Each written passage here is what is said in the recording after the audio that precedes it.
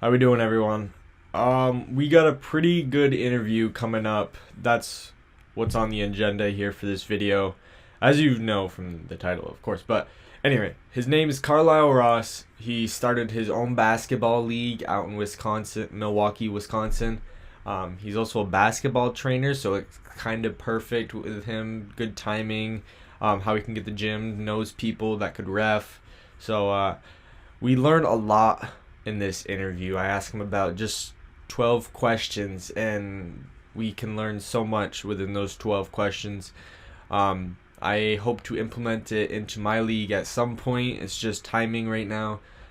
Trying to find revenue streams. Um, yeah. Uh, this guy is phenomenal.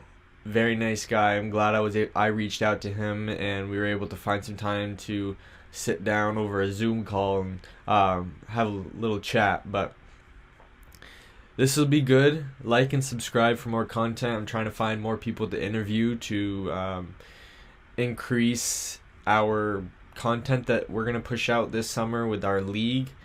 The schedule was just released, so go check that one out. We're going to be very busy, or I'm going to be very busy. If anybody knows how to edit, wants to edit some videos for us, reach out to me. That'd be cool. Take some back off my hands. Or something like that. Take some work off my hands. Make my back a little lighter. But enjoy this. I'll say it again. Enjoy it. Mr. Carlisle Ross. Coming up next.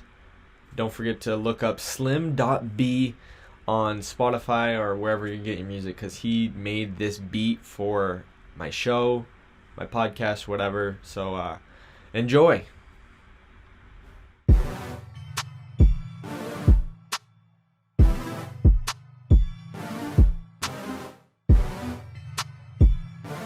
Hello, everybody. I am here with Mr. Carlisle Ross. He is started his own basketball adult recreational league in Wisconsin. What was your first moment where you said, wow, I have my own basketball league? I would say that was probably about 2 years ago. I started a league that was basically a collection of friends and people that was in the gym with me regularly during the week. It was really small, very modest. Actually, it was 4 teams, and I was the ref. I was the only ref, and I don't even think we kept stats. It was just something that guys enjoyed. We did it late at night, and then once I realized that people was willing to pay for this private kind of somewhat exclusive basketball experience, I decided to scale it up and to add some value to it. Why would someone want to play in your league rather than, another one? Well, I think for a lot of different reasons. I think what we do with the Basketball Junkies League is that we provide a pro level kind of experience without catering to pro level talent. So what that translates to is that people who normally can't play at a high level or play in high, performing a high value leagues because of the skill set barrier, they get that opportunity. So we actually we cater to a market of people who are, I wouldn't say disenfranchised, but a portion of people who don't have access to high quality experiences through basketball. And they choose us because we kind of cornered the market in that regard. How do you incorporate new teams in your league? Well, every season we try to grow between 4 to 6 teams, and we encourage teams to not only come back as their original teams, but players who feel like they want to still play in the league, but not quite sure if they want to return to the team. We empower them to say, well, hey, we have 40, 50 free agent guys that's been waiting around, hoping to get in. They have the same problem you have. They want to get on the team. Why don't you guys just form a team together? We also expanded our marketing to teams that's outside of the general Milwaukee area. We have some teams that drive as far as 90 minutes, almost 2 hours to play with one game with us. So have you maybe looked into like a hoteling for them? I mean, I guess it's only one game a week, but I guess they're that committed. Well, I think we would like to get there eventually, probably not through adult recreation. I think once we get into money tournaments, and we're actually having a test run on that in a few weeks, where we're going to offer a winning team $10,000 to compete in a 2-day tournament. So once we start getting that off the ball or off the ground, and we start getting closer to $30,000, $40,000, $50,000 to winners, then we get into lodging situations. We have some sponsors that are interested in kind of entertaining that possibility. And basically it's forming partnerships, and corporate sponsors is getting the hotels involved, getting restaurants involved, bars involved, get catering involved. So we're in a process of expanding to some high-end competitive basketball. Yeah, that's pretty awesome, man. So this is kind of a follow-up from the other one. How does your league do free agency? So free agency is kind of I'm turning, getting the logo in the background. There it is. So free agency is kind of a mixed bag, to be honest. So I've never had what I would call a truly wonderful, seamless free agency situation. Free agents as a team tend to be lower performing and tend to be less invested. What we learned was that instead of forming free agent teams, we like to take free agents and shop them or promote them to teams that are missing a piece. So if we have a guy that's 6'5" or 6'6", 6'7", if a team's full of guards, we'll say, hey, if you got one more slot open, Jake over here is a big guy. He can post, he can rebound. Would you consider adding Jake to your team? And vice versa. If a team is forward heavy and they're missing some playmakers, there might be some playmakers that play local junior college who just aren't in the social network to be able to play in the league. And I say, hey, I know a team that could really use you. So that's how we're leaning more towards our free agency. See, that's the problem I'm having with my league, is trying to tell people, look, I'm going to kind of run free agency. So just for clarification, you kind of move pieces around to try to make teams better. Right. Yeah, that's why I'm trying to tell my guys, like, look, I'm not trying to run your team. I'm just trying to help out the league as a whole. So yeah, and I think a good way to do that is to take, and I've tried it in the past and it worked out for me, is take maybe, say for example, you got 20 free agents. Take 10 of them and do like a quick bio of them, like a quick post, has their picture or their Facebook link or something, and just do something like they played here in high school, they might have played here in college, they play in such and such basketball league, this guy is this tall, this is the thing that he's good at, this is a way to contact them. Like, you kind of make it like kind of special, and the teams that see it, you're like, okay, this guy has a bio, this guy has a scouting report, right. And it makes the guy also a little more attractive when it comes to, if he doesn't get in that season, next season he has a little more momentum. Right. So now we're going to try to get into more of the sponsors and stuff. But before that, who are your refs? How do you get your refs? So all my referees, with the exception of one, is state certified. And I'm kind of in a unique situation because as a basketball league owner, I'm also a professional basketball trainer. So just by proximity, I just know a lot of referees by going to games and knowing players and attending events. So it started out with me just having myself as a ref, and I'm not state certified, not even close. Myself as a ref and two refs that were who are state certified. Then over time, as the league grew, it's just networking, just reaching out and saying, hey, you got another ref that'd be interested. Then over time, people see that the league is ran well, the league is safe, the referees are paid a fair wage. People started contacting me. So now my repping team is 10 referees strong. How do you acquire the league's uniforms? So I go through a vendor who processes or designs and processes the uniforms out of India and China. I'm not very creative myself, so I allow my designer to come up with the colors and the designs and the patterns and things of that nature. I just approve them, make sure that things make sense and that is in an alignment with our branding. We have a slower uniform kind of turnaround because of the distance, coming from the other side of the world, but we're able to get it in bulk. We're able to get it at a rate that's a lot more affordable opposed to having it made domestically. And it's just working for us so far. A little slow. Like I said, we gotta put an order out per season, probably about 5 weeks before the season starts. Yeah. You said you were getting some sponsors. They're coming to you now and asking to be a part of your league. When you first started, how did you approach that conversation?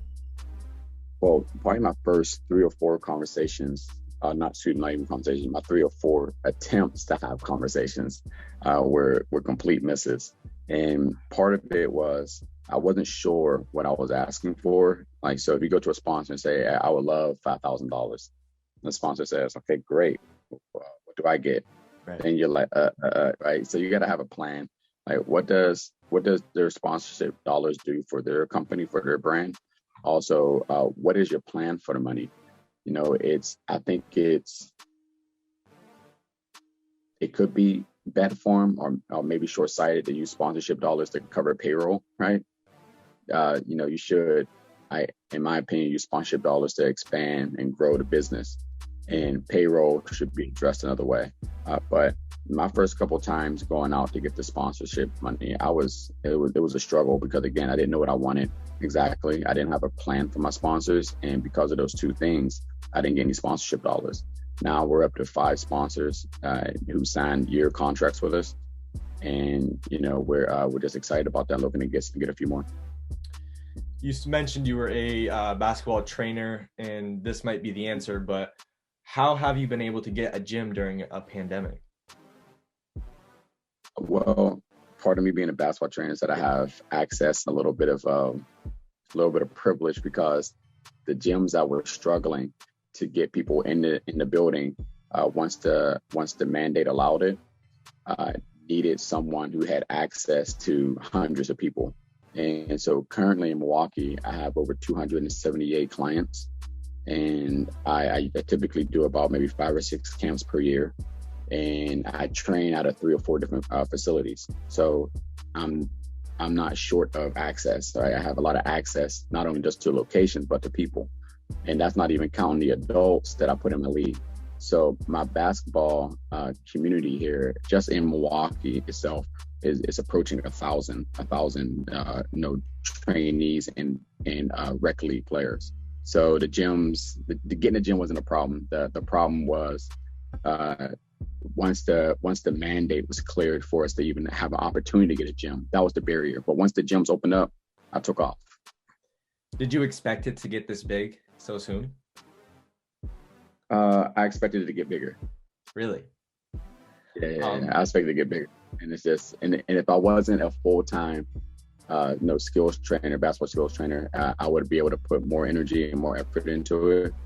What I'm learning is, and this is some good advice for you, some good information, is that there's a distinct difference between being a basketball league owner and a basketball league manager. And sometimes I blur the line because it's kind of like when you have a baby, one day you gotta let that baby start taking some steps and start feeding itself and start doing, getting its clothes on. And if you find yourself doing all the work and sitting at all the games, so you're not a league owner, you're a league manager. And there's nothing wrong with that. You just gotta decide, am I managing this league? Am I trying to own this league? If you're trying to own a league, you need to hire staff, you need to hire managers, you need to hire people that's going to step in and do the work, and be comfortable with paying them a fair wage and being able to take a percentage of the revenue for yourself. Now, if you're a manager or operator, then you get to keep more money for yourself, but it's also a bigger commitment to time. Yeah. So you just got to decide which one you want to do. Yeah, I'm at that mobile right now trying to figure that out. I mean, we haven't even played our first game yet, but I'm still just... Well, before you play the game, figure that out, but they're different, and it gets messy if you blend the 2 together. So you just got to decide, am I trying to own this league, or am I trying to operate or manage this league? Have you tried or considered broadcasting games? Yes, we're actually moving towards broadcasting games soon. We're waiting for to be frank, a better location, better venue the current venue we're at, we have the side hoops don't fold up, so they're in the way kind of in certain situations. The floor needs to be repaired. The floor is not great. The lighting is not great. And then we're also in the process of rolling out a whole new uniform, like overhaul. So we started out with these very bright and vibrant uniforms per team. But then when the league grew and then players started to trade, I said, oh my goodness, now I got to order more uniforms. And so what we did was, starting effective this season that we're in, we went with a reversible uniform, but that's quite expensive. And for us to have 20 teams with over 200 players, we have to slowly roll out that plan. And going into season 4, which starts in July 11th, we're going to have all the teams in reversible, same color uniforms, yellow, white on one side, black, yellow on the other side, and then hopefully be moving towards a new facility. And once we pair those together, we'll be ready to broadcast and monetize our viewing. So I got one more follow-up and then one more good question. Shoot, I just forgot the follow-up, but all right, I'll finish this up here. My last question. Where do you want this league to be in 5 years from now with sponsorships, players, and yourself? In 5 years. Wow. What I'm looking for, give it one moment. What I'm looking for is for the league to be able to completely run without my physical presence or my immediate care. Like, I want to be able to have managers in place and staff in place that's comfortable and confident in their ability to operate the league on a weekly basis, as far as the promotion and the marketing and the stat input and the photos and the everything, and be able to operate on league night, and also be able to expand to multiple gyms.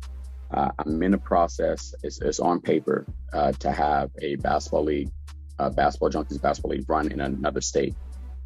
So we're going to do a test run. So the idea is to have these, kind of all over the country, and but first have about 2 or 3 here in Milwaukee that runs at different gyms, even on different nights. So if a individual player or a team that plays in Basketball Junkies on Sundays, if they want to play on the Wednesday league, they can still do the same. So that's the goal, is to have these leagues run. And over time, maybe, because again, my market isn't the overseas international pro G League guy. That's not my market. And for those who have that market, kudos. But maybe eventually raise the talent level a little bit, and maybe have something like a Premier League, like maybe 6 or 7 teams, something like that. Because I do want to tap into that market just a little bit. I remembered my follow-up. Do you have the captain, like the best player on a team, run the team, or do you have a coach for each team? So each team is allowed to have a coach. Most teams don't. And as far as when the captains come through, all I use the captain for is a point of contact. Sometimes the captain is the best player on the team, very rarely. So usually it's the person who has the funds. So whoever puts that deposit down first, or whoever is just more maybe social media present. We use social media to a large degree of how we communicate and how we promote. So usually the most active, or the person who is most financially accountable, tends to be the captain. All right. Well, Mr. Carlisle, thank you for joining me today. It was nice talking to you, picking your brain, Yes. and learning the ins and outs of it all. So appreciate your time. All right. Thank you. And anytime, reach out.